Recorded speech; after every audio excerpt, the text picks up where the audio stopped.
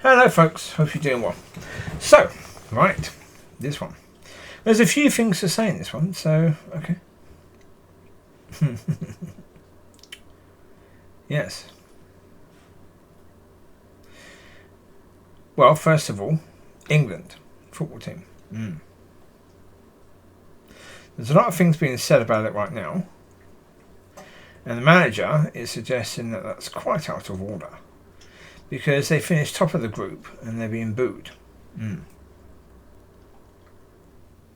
They finished top of a group that was basically the easiest group in the whole competition, pretty much. There's teams in that group, Serbia and Slovenia, who should never have qualified because they're not good enough. They're nowhere near the level. Slovenia finished third in the group. Serbia fourth. Slovenia are, I think, number 48 ranked team in the world, international team. 48th. Yeah. And even that, I think that's generous. But hey, it's not about Slovenia or Serbia. It's about England. And so in that group, they won one game and they drew two. They scored 2 goals. In the whole of the 3 games, they scored 2 goals. And conceded 1. And the manager is saying, I don't know why people are booing us. Well, yeah, there's lots of reasons.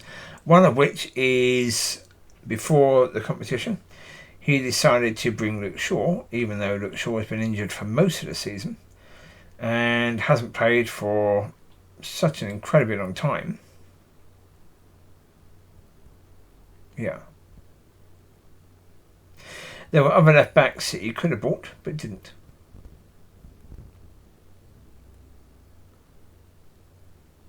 Yeah.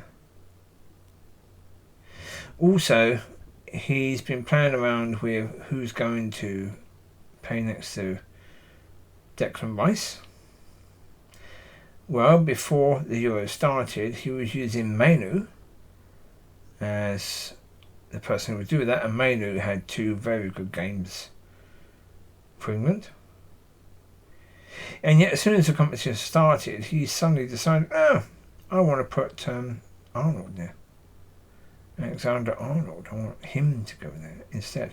Because apparently he plays there for Liverpool, even though he doesn't.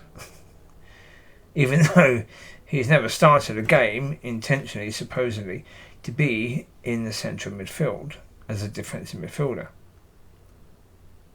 He started games as right back and he wanders into midfield and can be effective from that position. Or from doing that, should we say.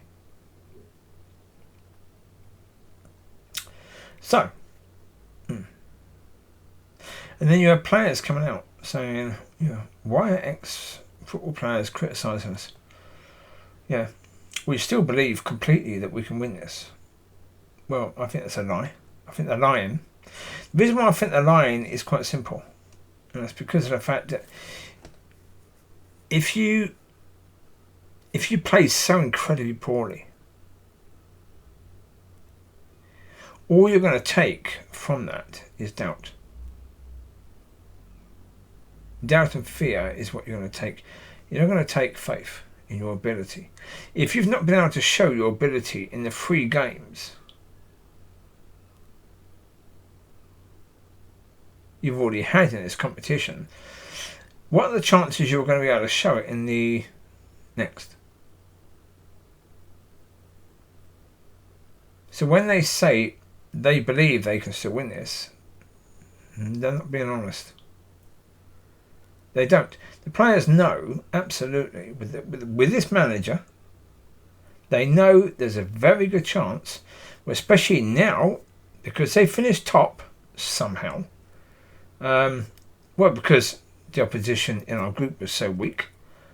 But because they finished top, they avoid all of the biggest teams in the competition. The teams that would be favoured to win it. They avoid all of them. So therefore, in the last World Cup, the last Euros, again, England had a favourable draw. They avoided all the big people. And yet, by the time the first difficult team they played, minor difficulty, they lost. They got knocked out. Semi-finals, or they lost in the final. Because the manager,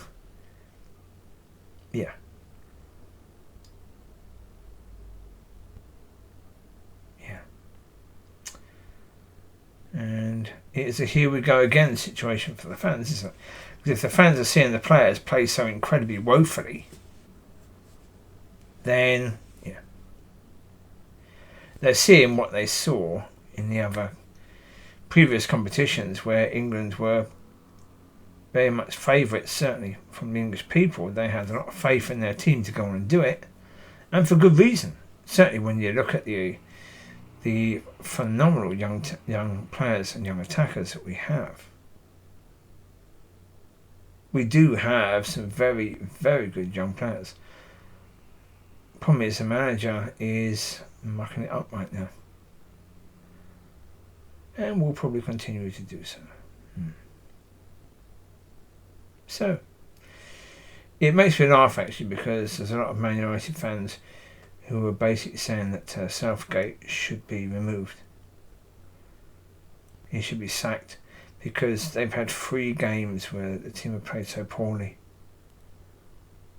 When England are playing exactly the same way Man United played for over 30 games of last season, and yet those same fans want Erik ten Hag to get 2 more years added to his contract.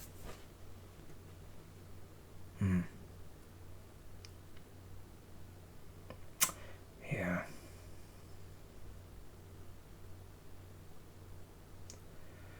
So, that's football. Right. With regards to everything else, right now, I don't know. I've been speaking to God today very much about the fact that I know that something is coming. But I don't know what right now. Because, not had anything for a while, and when you notice you've not had anything for a while, then something's due. You know that something is now due because that's what happens.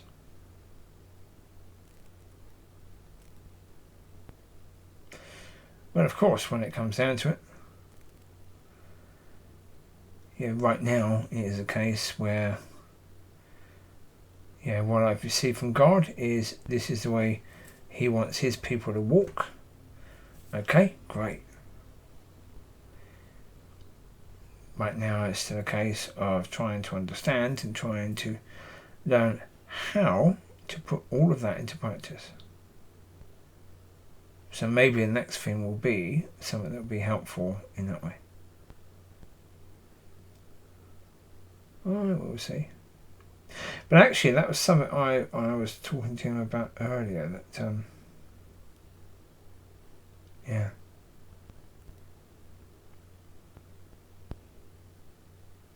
it's very much a case that being perfected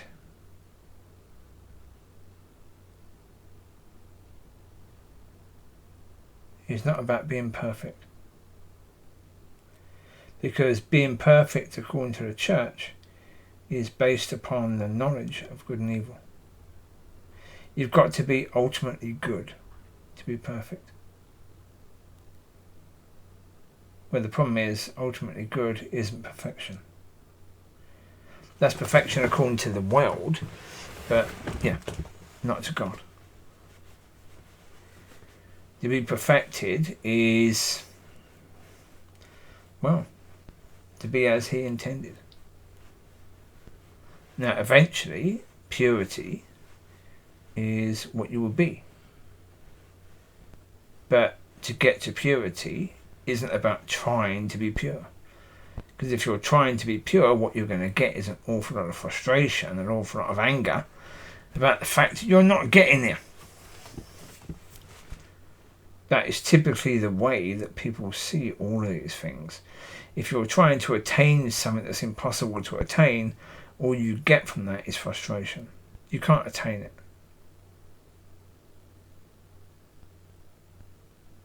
the way to be pure is to have the nature of the one who is pure.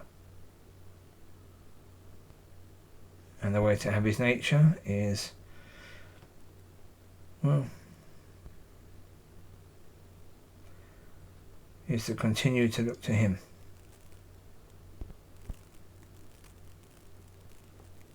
It really is pretty much as simple as that. It's about looking to him in all things and looking to him first in all things. And yeah, it's a work in progress right now.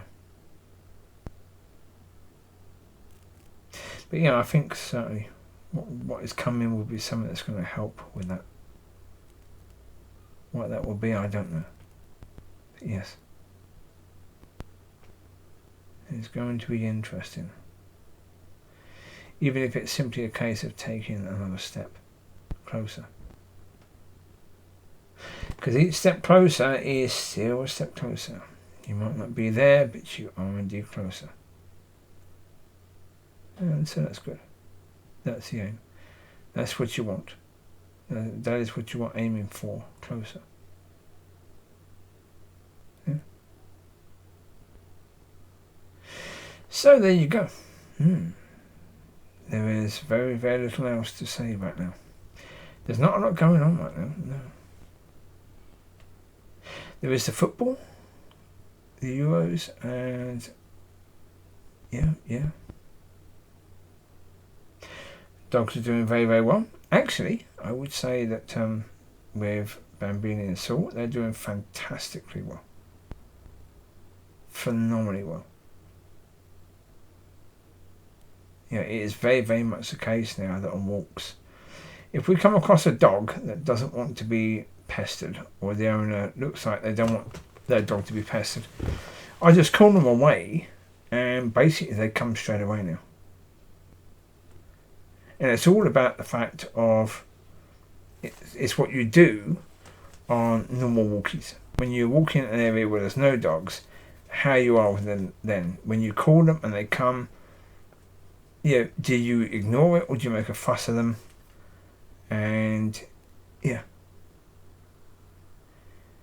you've got to help them to understand that good behaviour is good behaviour. It's not necessarily, and it is the case with God as well. How we should be with dogs is the way that God is with us.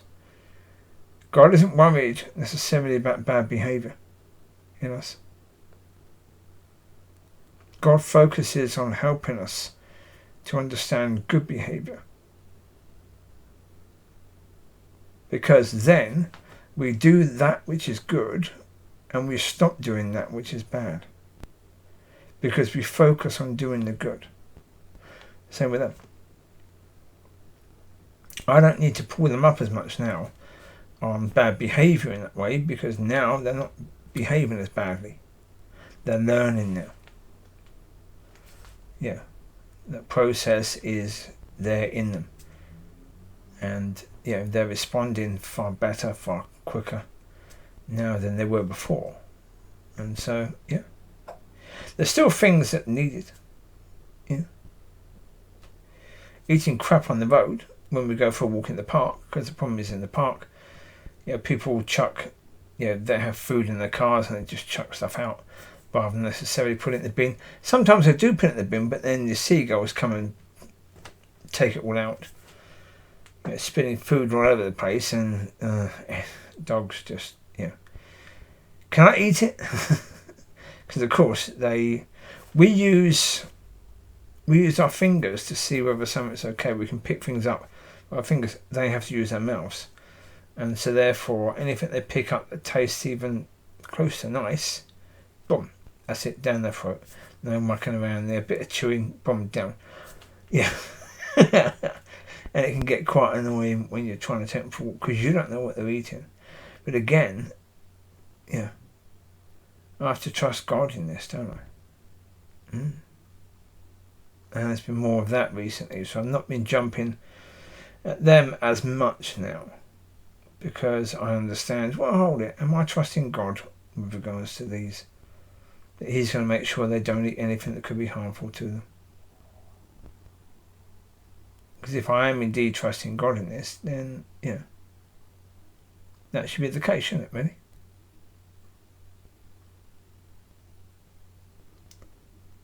Yeah. So anyway, there you go. I'm going to leave it to it. Any questions, feel free to ask. Hopefully I've explained things in as clear a way as possible. So, yeah. Hopefully you're having a day as lovely and sunny as that day was. That was Molly and 5 of her pups. Her pups would have been about 7.5 weeks old at that point in time. Long gone to new homes, including Molly. Yeah. Right, so there you go. You take care. God bless. I'll speak to you soon. Have a fantastic week ahead. Or the rest of the week. Be blessed. Be a blessing. I'll speak to you soon. Bye-bye.